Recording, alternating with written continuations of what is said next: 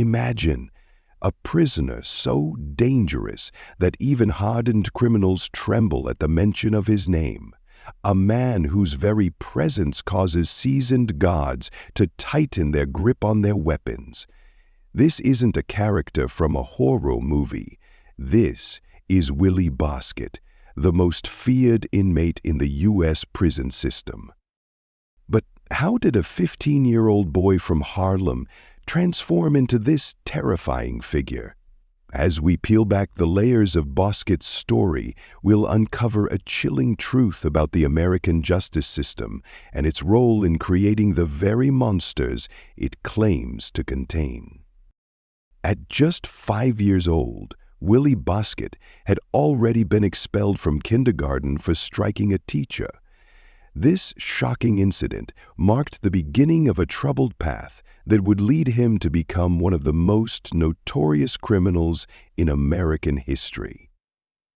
Born in 1962 to a teenage mother and an absent father, Bosket's early life in Harlem was marred by neglect and violence. The Bosket family tree was riddled with a history of crime and incarceration. Willie's grandfather had also served time for murder, establishing a generational pattern that seemed almost inescapable. As a child, Willie exhibited signs of severe behavioral issues, engaging in fights, theft, and vandalism before he had even reached his teenage years. By the age of 9, Bosket had his first encounter with the juvenile justice system. He was sent to a state facility for troubled youth after a series of violent outbursts at school. This marked the beginning of a revolving door of institutions that would fail to address the root causes of his behavior. Social workers, psychologists, and counselors all attempted to intervene, but their efforts proved futile against the backdrop of a system ill-equipped to handle such complex patterns of behavior. The cycle of violence that plagued Bosket's neighborhood in Harlem only exacerbated his issues. Surrounded by poverty, drug abuse, and gang activity, young Willie found himself drawn into a world where aggression was often seen as a means of survival. Each time he was released from a juvenile facility, he would return to the same environment that had shaped his destructive behavior, undoing any progress made during his time in custody. As Bosket entered his teenage years, his crimes escalated in both frequency and severity. The juvenile justice system, designed to rehabilitate rather than punish, struggled to contain a youth who seemed to revel in his growing reputation as a troublemaker. Social workers and judges alike were at a loss, watching helplessly as Willie spiraled further out of control. The tension built as Bosket approached his 15th year. Those familiar with his case held their breath, wondering what would be the tipping point for this troubled youth. Would he finally receive the help he needed, or would his actions lead to irreversible consequences? Tragically, the answer came in the form of a horrific crime that would shock the nation. In the spring of 1978, Willie Bosket boarded a New York City subway train and committed an act that would forever change his life and the lives of his victims. In a senseless act of violence, he murdered 2 passengers, cementing his place in criminal justice in America. As news of the subway murders spread, the public reacted with outrage and disbelief. How could a 15-year-old commit such a heinous crime? And more importantly, how would the justice system respond to this unprecedented case? As news of Willie Bosket's light sentence spread, the nation recoiled in disbelief. In the 1970s, juvenile offenders in New York, regardless of their crimes, could only be held until the age of 21. This startling fact meant that Bosket, a double murderer at 15, would serve a mere 5 years for his heinous acts. The juvenile justice system, designed to rehabilitate rather than punish, suddenly seemed woefully inadequate in the face of such a brutal crime. The limitations of the system became glaringly apparent. Judges' hands were tied by laws that prioritized rehabilitation over public safety, even for the most violent young offenders. Social workers and juvenile justice experts found themselves caught between their mission to help troubled youth and the growing demand for harsher punishments. The Bosket case exposed a system ill-equipped to handle juveniles who committed adult-level crimes. Public outrage reached a fever pitch. New Yorkers, still reeling from the subway murders, demanded justice that the current system couldn't provide. Newspapers ran scathing editorials, while victims' rights groups organized protests. The idea that a teenage killer could walk free in just a few years struck many as a mockery of justice. Bosket's own chilling statement, "I'm a monster the system created," only fueled the growing anger. Political pressure mounted swiftly.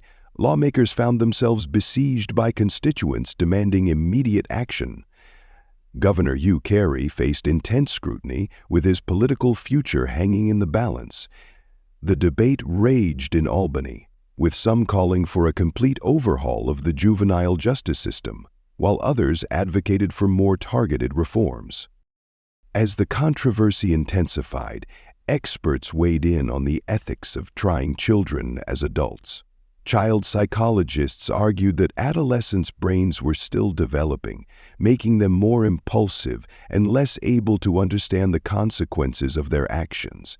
They warned that placing juveniles in adult prisons could lead to further criminalization.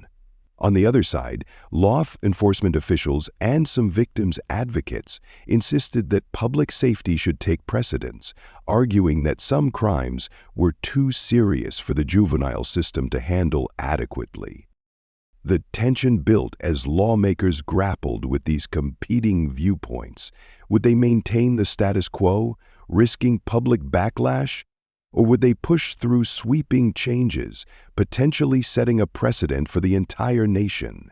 The future of juvenile justice hung in the balance, with Willie Bosket's case as the catalyst for change. In a historic move, New York State passed the Juvenile Offender Act of 1978, allowing juveniles as young as 13 to be tried as adults for certain violent crimes. This landmark legislation marked a seismic shift in how the justice system treated young offenders. Bosket's case had not only changed the law, but had also sparked a national debate on juvenile justice that continues to this day. As Willie Bosket entered adulthood, the system that had failed to contain him as a juvenile was about to face its greatest challenge yet. The most feared man in the U.S. prison system was just beginning to earn his notorious reputation. As the prison doors clanged shut behind Willie Bosket, he brought with him an unexpected weapon: his mind. How does a man with no hope of freedom wield power over an entire correctional system? The story of Bosket's prison years reveals a chilling dance between intelligence and violence that would push the limits of incarceration to breaking point. Bosket's entry into adult prison marked the beginning of a new chapter in his notorious life. Initially, he seemed to blend in with the general population, but it didn't take long for his true nature to surface. Guards and fellow inmates quickly learned that beneath Bosket's articulate exterior lurked a powder keg of rage and cunning. The violence began almost immediately. Within months, Bosket had racked up an alarming record of 26 incidents, including 9 assaults on staff members. But it wasn't just physical aggression that set him apart. Bosket displayed a disturbing penchant for psychological warfare. 7 times. These acts weren't mere outbursts. They were calculated moves in a twisted game of chess against the prison system. As Bosket's notoriety grew, so did the fear surrounding him. Jeff Bowers, a prison guard, expressed genuine concern for his family's safety upon learning he would be working near Bosket. This wasn't the typical apprehension guards felt around dangerous inmates. It was a bone-deep terror that spoke volumes about Bosket's reputation. The psychological toll of long-term isolation began to manifest in Bosket's behavior. Experts on prison conditions have long warned about the severe mental health issues that can arise from solitary confinement, including anxiety, depression, and increased aggression. In Bosket's case, these effects seemed to amplify his already violence and unpredictability. Matthew Worth, a reporter who interviewed Bosket, noted the inmate's intelligence and articulation. Bosket often discussed his upbringing and the system's role in shaping his behavior. He believes the system is largely responsible for his behavior, and he's now responding to the system the best way he knows how, and that's through violence, Worth observed. This chilling insight into Bosket's mindset revealed a man who saw his actions not as crimes, but as a form of twisted justice against a system he believed had failed him. The tension within the prison walls reached a breaking point on April 16, 1986. In a waiting room, Bosket launched a savage attack on Earl Porter, a rookie guard.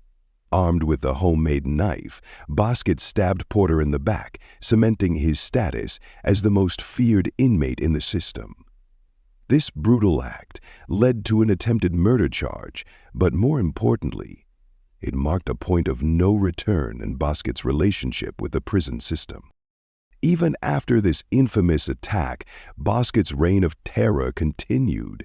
In November of the same year, he kicked and punched a guard during a court escort. Later, he attempted to attack another guard with a razor blade hidden in his pants.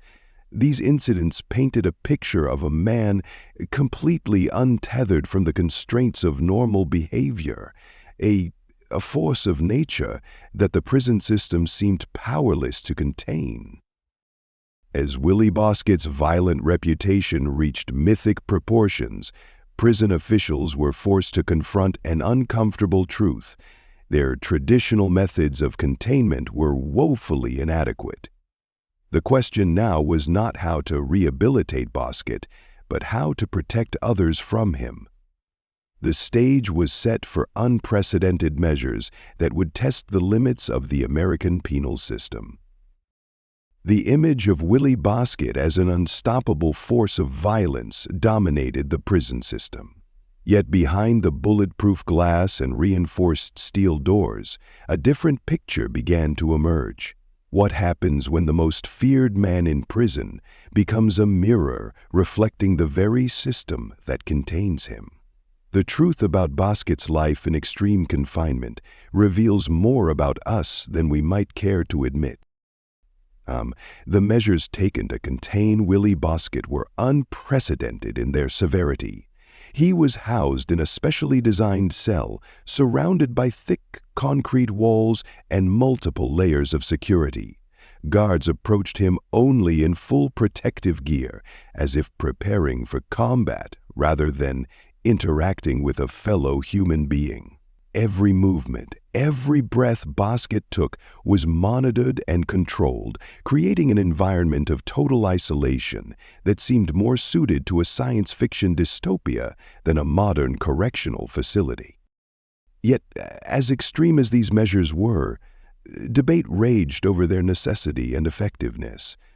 Prison officials justified the extraordinary precautions, citing Bosket's historical violence and the need to protect staff and other inmates.